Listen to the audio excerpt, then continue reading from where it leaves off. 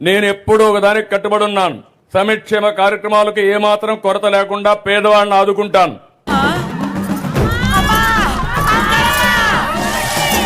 సంపద లేకపోతే ఆదాయం రాదు. అప్పు చేసి సంక్షేమాన్ని ఇస్తే అది రాబోయే రోజుల్లో మనం సస్టైనబిలిటీ రాదు.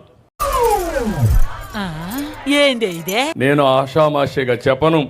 ఏ పని చేసినా వాస్తవాలన్నీ మీకే చెప్తా.